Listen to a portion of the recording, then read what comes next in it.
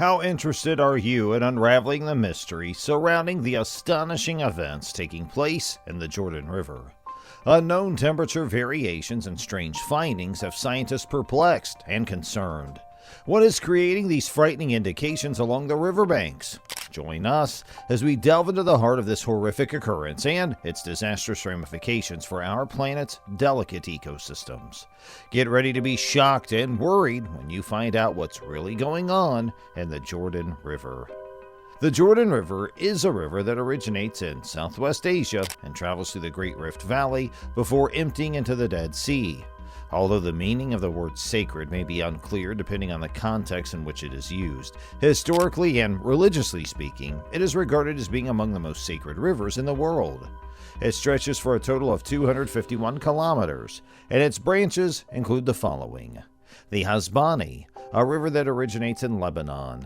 The Banyas originates from a spring in the town of Banyas, which is located at the base of Mount Hermon. The Dan, a river whose headwaters are likewise located at the foot of Mount Hermon. And the Iowan, a river that originates in Lebanon. In northern Israel, close to the Kibbutz Sida Nehemiah, these four rivers come together to form the Jordan River. In its final 75 kilometers, the Jordan River makes a precipitous descent into the marshy Lake Hula, which is located in the Rift Valley at an elevation that is just below sea level. After leaving the lake, it dips even more in the approximately 25 kilometers until it reaches the Sea of Galilee. Before it reaches the Dead Sea, which is around 400 meters below the surrounding sea level and has no outlet, the final stretch of the river has a flatter gradient and it starts to meander. During its final phase, the Yarmouk River and the Jabbok River, which are both significant tributaries, arrive from the east. Its portion that lies north of the Sea of Galilee marks the western frontier of the Golan Heights and is part of Israel's territory. To the south of the lake, it serves as a demarcation line between the State of Israel and the Kingdom of Jordan, which is located to the east of the lake. According to Hillel Glassman, a stream expert at Israel's Parks Authority, in 1964, Israel began operating a dam that diverts water from the Sea of Galilee, a major Jordan River water supply, to the national water carrier. In the same year of 1964, Jordan built a channel that redirected water from the Yarmouk River, which was another important Jordan River tributary at the time. Because of this, there was significant damage done to the ecosystem. Syria has also constructed reservoirs in order to collect the waters of the Yarmouk. Once Syria and Jordan began operating a dam that they jointly built, the flow of water into the Jordan River from the Yarmouk River will be reduced to a trickle within a year. Those concerned about the environment point the finger at Israel, Jordan, and Syria. According to Glassman, the three countries have been replenishing the river with sewage water, agricultural runoff water, and salt water. The freshwater flora that used to thrive along the river's banks have been mostly displaced by the saltwater vegetation that now dominates the area. In today's times, between 70 and 90% of the water is appropriated for human consumption, and the flow rate is dramatically decreased. This, combined with the high rate of evaporation that occurs at the Dead Sea, is causing the sea to recede. Since the dawn of the modern era, all the shallow waters at the southernmost end of the sea have been drained, and the resulting land is now covered in salt flats. In September of 2006, there was a pollution concern just downstream, raw sewage was leaking into the lake. This problem occurred only downstream. Baptisms were only performed in a few select locations along the Jordan River's upper segment, which is located close to the Sea of Galilee. The portion of the river that flows from the Sea of Galilee all the way to the Dead Sea and is approximately 60 miles long is the most polluted. According to environmentalists, the practice has nearly completely ruined the ecosystem of the river. According to conservationists, it may take several decades before the river can be saved. The waters of the Jordan River are a contentious issue for Lebanon, Syria, Jordan, Israel, and the Palestinians because of the river's status as a very valuable resource for the arid lands that are located in the region. Israel's northernmost and southernmost points are connected by Route 90, which runs parallel to the Jordan River on the country's western side. According to the Hebrew Bible, the Jordan River was the source of fertility for a wide plain known as Kikar HaYarden. This plain was known as the Garden of God because of the abundant flora that could be found there. There is no detailed account of the Jordan River in the Bible. Rather, there are sporadic and ambiguous references to it throughout the book. In order to get to Haran, Jacob had to cross this river as well as its branch, the Jabbok, which is the present Al-Zara.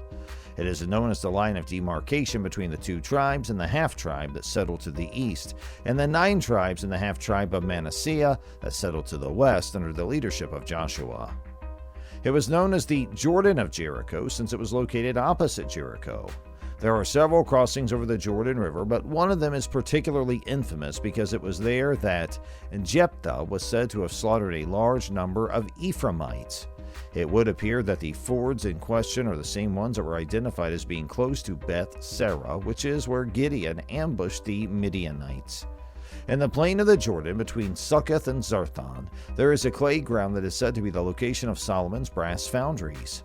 In the history of the Bible, the Jordan River is mentioned as being the setting for a number of miraculous events. The first of these events took place when Joshua led the Israelites in crossing the Jordan River near Jericho. Later on, the 3 tribes and the half-tribe that had moved east of the Jordan constructed a sizable altar on the banks of the river to serve as a witness between themselves and the other tribes. According to 2 Kings chapter 2, verses 8 and 14, Elijah and Elisha were able to walk across the Jordan River without getting their feet wet. Elisha performed 2 additional miracles near the Jordan River. He cured Naaman by having him washed in its waters, and he made the axe of one of the children of the prophets float by tossing a piece of wood into the river. In the course of their conflict with the Nabateans, Judas Maccabeus and his brother Jonathan Maccabeus were able to traverse the Jordan River. A little time later, the Jordan was the setting for the conflict between Jonathan and Bacchus, which resulted in the latter's defeat. According to Matthew chapter 3, verse 13 in the New Testament, John the Baptist was the one who baptized Jesus in the Jordan River.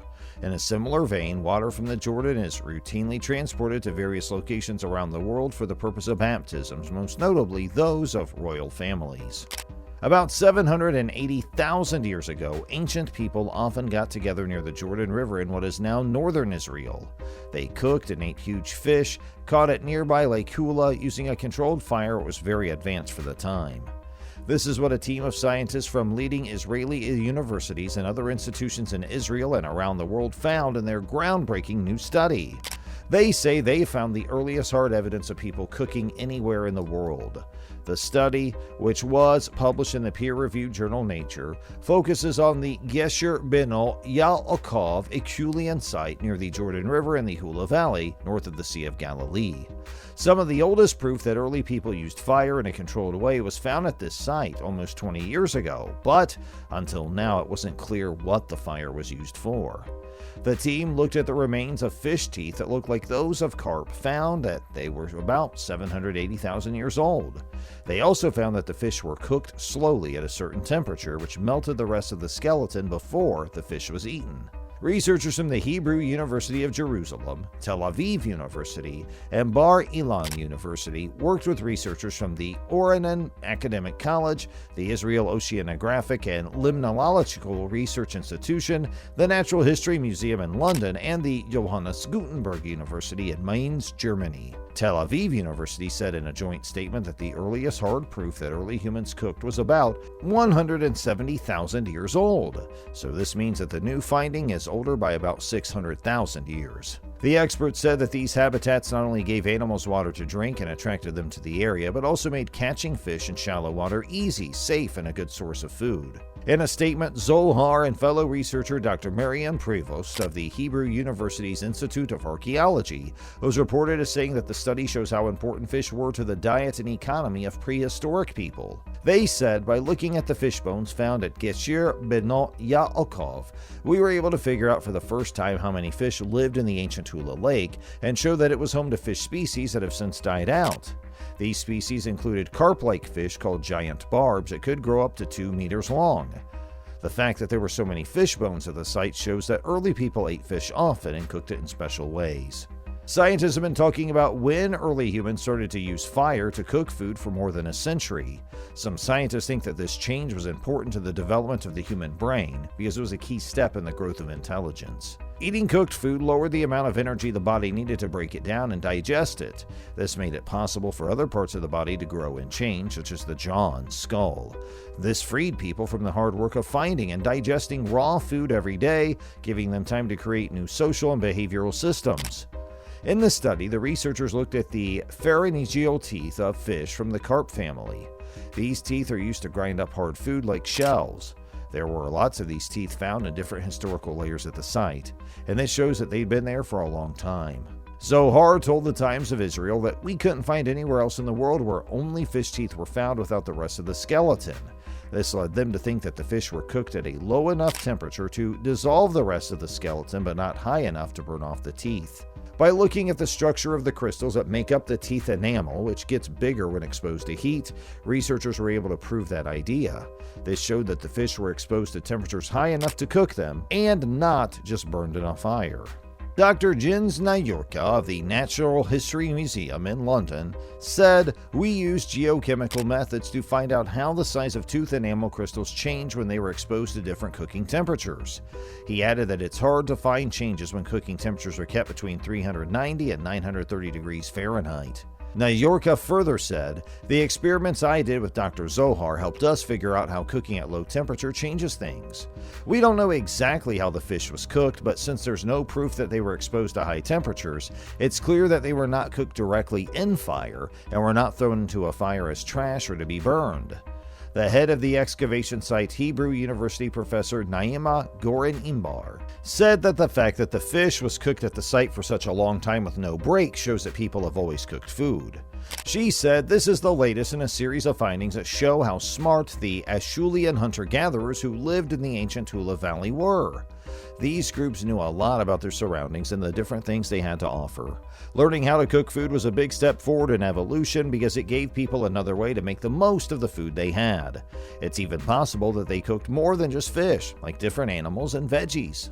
Hey, that's all for today's video, but we'll be right back with more soon. So please don't forget to give this video a thumbs up and subscribe to our channel, and thanks for watching.